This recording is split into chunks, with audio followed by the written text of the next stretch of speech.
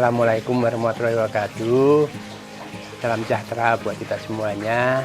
Nama saya Sabtono, sebagai penyuluh perikanan swadaya dan sebagai pengelola P2MKP, yaitu Pusat Pelatihan Mandiri Kelautan dan Perikanan Minang Remboko, yang ada di Dusun Bukisan, Desa Sindu Matani, Kecamatan Nyemplak, Kabupaten Sleman, Yogyakarta.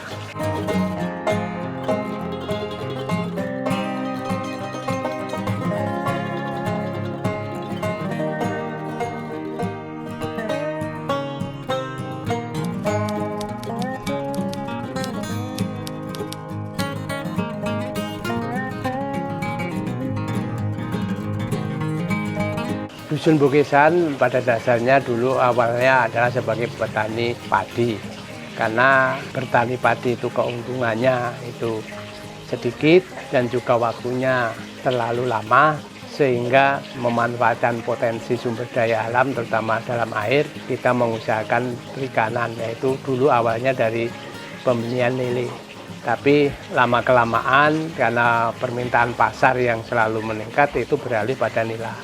Sehingga mayoritas di saat ini kami 80% itu adalah sebagai pembudidaya ikan nila, terutama pembenihan dan pendederan. Masyarakat awalnya cuma belasan orang itu kita mulai tahun 88-89 itu budidaya ikan lele. Terus juga hamparannya di saat itu baru lahannya itu sekitar 4.000 meter. Sekarang lama-kelamaan karena menguntungkan hasil perikanan ini, sekarang satu kelompok ini ada 62 anggota, dan hamparan keseluruhan di saat kemarau seperti ini kami bisa mencapai 20 hektar, tapi nanti kalau sudah musim hujan itu kita sampai 35 bahkan sampai 40 hektar satu kawasan, ya, kawasan baik itu di pembenihan, pendederan sampai di pembesaran.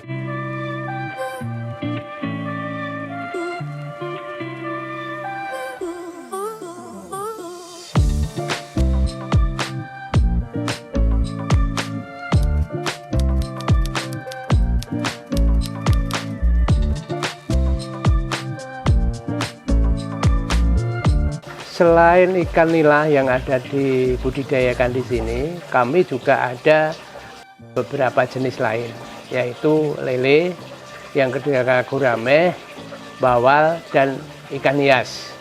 Nah, ini perkembangan di saat-saat pandemi ini ikan hias yang meningkat tajam, baik itu di maskoki, koi, cupang, plati, gupi, dan lain-lain.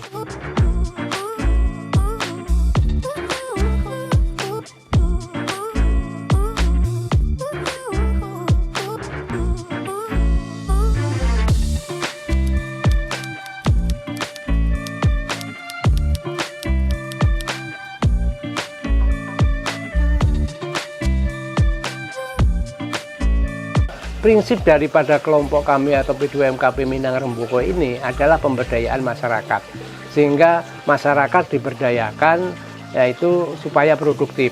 Dari bapak-bapaknya itu adalah mengolah lahan, dan adalah diproduksi, baik itu diproduksi perbenihan maupun pendederan maupun pembesaran.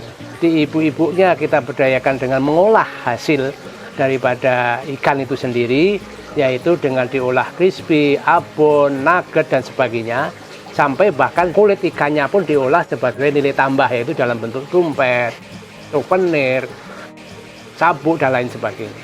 Dan juga di pemudanya juga kita berdayakan, yaitu dengan wisata Mina. Nah, di wisata Mina itu adalah wisata edukasi, terutama wisata Mina.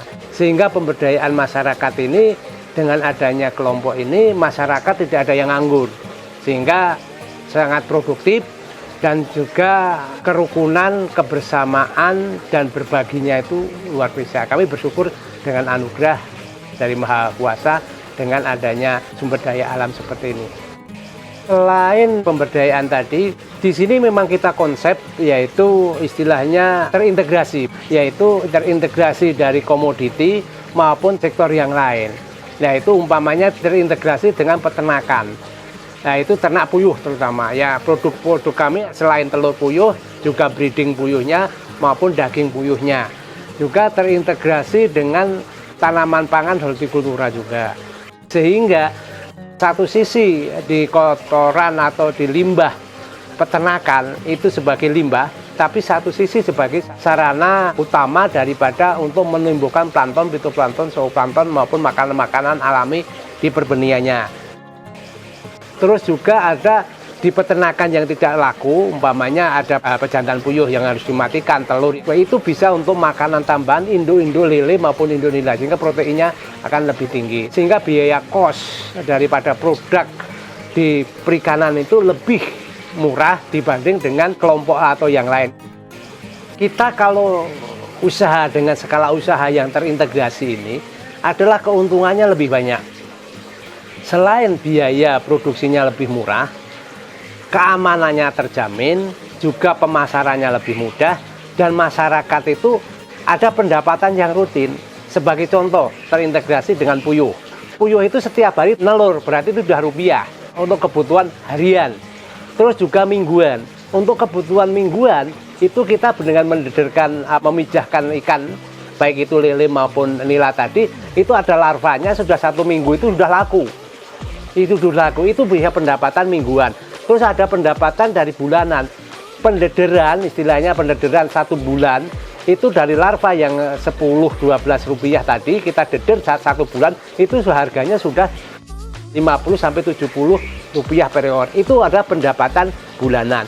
Terus ada yang tahunan, itu adalah untuk yang konsumsi, baik itu nila maupun gurame.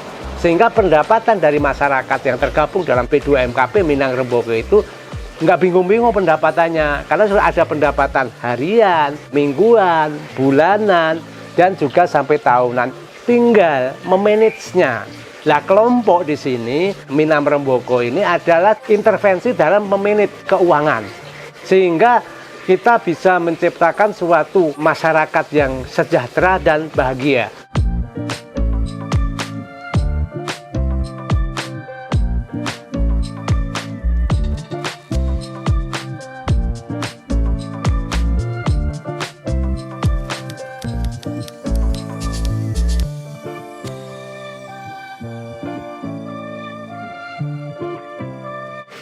Kami bersyukur dengan adanya kelompok ini, kami itu satu pintu pemasaran, satu manajemen, dan satu harga. Nah, sehingga terdata ya, anggota itu panennya kapan itu terjadwal, jumlahnya berapa, harganya berapa, dan siapa yang membeli, itu terdata. Nah, kami punya sistem seperti itu dan konsisten kita lakukan. Sehingga produk kami setelah keseluruhan satu kelompok ini, untuk benih nila saat ini rata-rata sekitar, ini di saat pandemi ya, saat pandemi itu sekitar 3-4 juta ekor per bulan.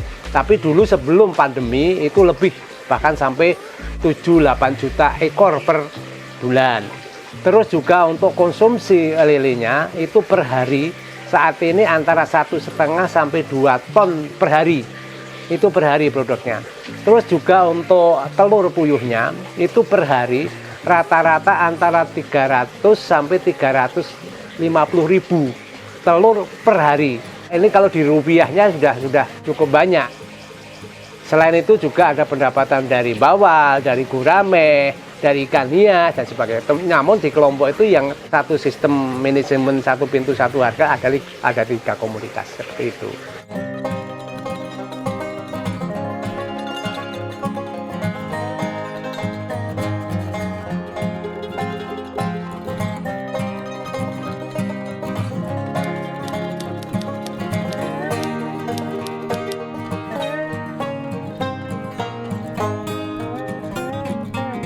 Omsetnya sudah 10 digitan lah.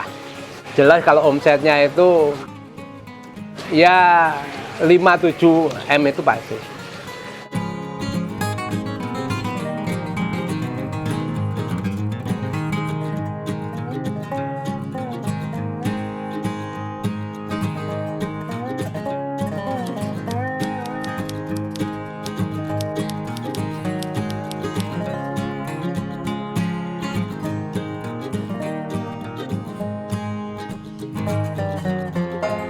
Kami salah satu bisa bertahan kelompok di sini, selain beberapa faktor tadi adalah kelancaran daripada pasar. Karena kami punya moto juga, produksilah apa yang dapat jual, bukan jualah apa yang dapat diproduksi. Sehingga pendekatannya adalah pendekatan pasar. Apa yang pasar saat itu dibutuhkan, kami produksi. Nah, kami jaringan pasar kami itu regional dan nasional. Untuk yang konsumsinya kami regional, tapi kalau untuk yang benihnya kami nasional. Apalagi dengan sekarang dimudahkan dengan pemasaran online, dimudahkan dengan pasaran yang digital. Nah, itu produk-produk dari pengolahan terutama dari Simboke atau ibu-ibunya ini, pengolahan ini sekarang secara online itu luar biasa. Kekuatan kebersamaan, kekuatan berbagi, dan kekuatan berkelompok dengan sistem tadi dan konsisten dalam menjalankan sistem tadi.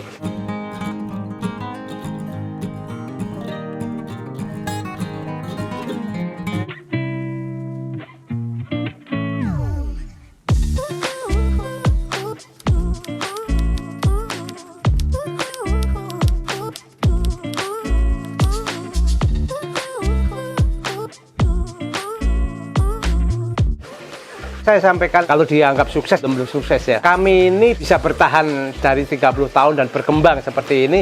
Yang pertama, ini anugerah Tuhan. Yang kedua, kami ada sistem tadi yang satu pintu pemasaran, satu manajemen, satu harga tadi. Dan kami adalah juga dibina dari berbagai macam instansi. Ya, istilahnya ya dari kelurahan sampai pusat, ya kelurahan, kecamatan, dan sebagainya, dari dinas terkait juga. Dan kami kerjasama dengan perguruan tinggi dan litbang. Nah, perguruan tinggi dan litbang di sini adalah kaitannya tentang peningkatan kualitas. Karena sadar kami bukan jurusan perikanan, kami bagi backgroundnya bukan orang perikanan. Tapi karena kerjasama dengan orang-orang di bidang, kita sebut udah perguruan tinggi lah. Nah, kalau di Yogyakarta ya terus terang yang mendampingi khusus adalah di UGM, di perikanannya UGM, maupun perguruan tinggi yang lain dengan sistem advokasinya. Nah, itu untuk peningkatan kualitas kami juga dibina dari Kementerian Kelautan dan Perikanan. Nah, itu Badan Riset Sumber Daya Manusia, Kelautan dan Perikanan. Nah, itu sehingga risetnya, pengembangannya, teknologinya itu kami dibina dari sana, sehingga kami kerjasama itu ada teknologi baru, ada sistem baru, ada apa baru, pasti kami dilatih, kami diuji coba, dan kami mempraktekkan. Selain itu produk kami juga di badan karantina. Kalau pasar kita itu memasarkan ke Indonesia, senasional, itu kan kami melalui badan karantina. Nah, badan karantina ini kan yang mengecek kualitas air, produknya, dan sebagainya. Kalau tidak memenuhi kualifikasi, kan otomatis tidak bisa tertera.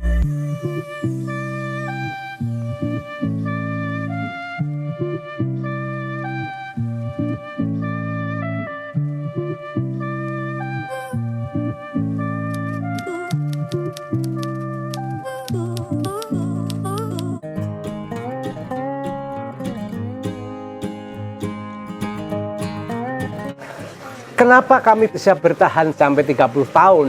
Itu karena saya yakin ini pilihan kami dan masyarakat kami, kelompok kami, inilah pendapatan utama, sehingga perikanan, bidang perikanan itu sebagai sumber pendapatan utama, bukan sampingan. Nah, yang kedua, yakin bahwa pilihan kami itu di bidang pangan. Makan adalah untuk hidup, bukan hidup untuk makan. Nah, itu keyakinan itu kami yang sampai kapanpun dibutuhkan. Apalagi sumber daya pangan ini ya pangan yang menyehatkan dan gizinya tinggi. Investasi perikanan itu adalah investasi masa depan bangsa. Yang kita yakini seperti itu. Kalau prospeknya semakin lama semakin bertambah. Karena apa? Orang pengennya hidup sehat. Kami 30 tahun ini semakin meningkat dari hamparan jumlah anggota maupun produksi. Ini adalah bukti daripada semakin prospek dan sampai kapanpun.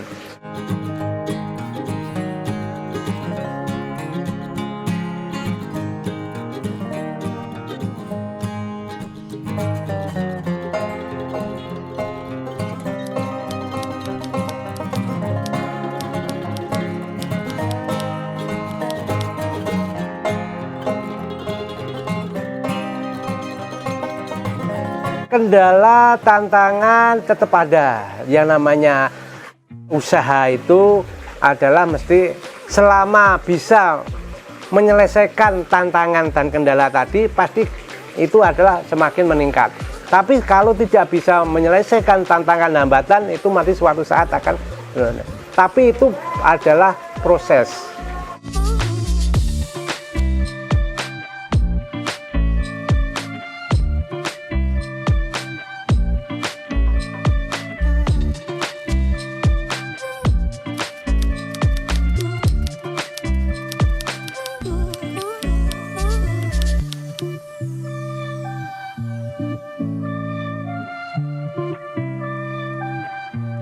Saya duka nggak mau lah, karena itu bagian dari proses. Tapi sukanya banyak. Ya, sukanya tadi bisa berbagi, sukanya bisa menyehatkan, sukanya juga bisa investasi masa depan bangsa.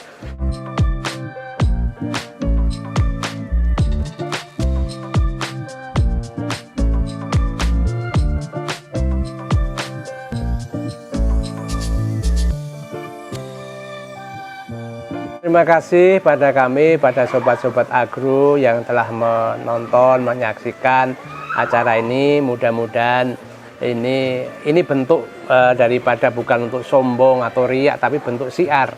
Siapa tahu ini menginspirasi dari sebuah sahabat-sahabat agro semuanya. Silahkan kalau mau berlatih, belajar, magang maupun butuh kebutuhan di bidang perikanan, kami siap, yaitu hubungi kami di 0817-262-194, yaitu P2MKP Minang Remboko, atau googling aja atau searching aja Saptono P2MKP Minang Remboko. Nah, di situ nanti segala sesuatu bisa komunikasikan, atau juga by email juga ada sapto_lele@yahoo.co.id atau di saptana56@gmail.com. Ya, itu juga bisa nanti kita sama-sama sharing, sama-sama supaya bermanfaat semuanya pada semuanya. Terima kasih, mudah-mudahan bermanfaat untuk semuanya. Jangan lupa sahabat agro untuk subscribe, komen, like, dan share di channel YouTube yaitu Agrozin ID.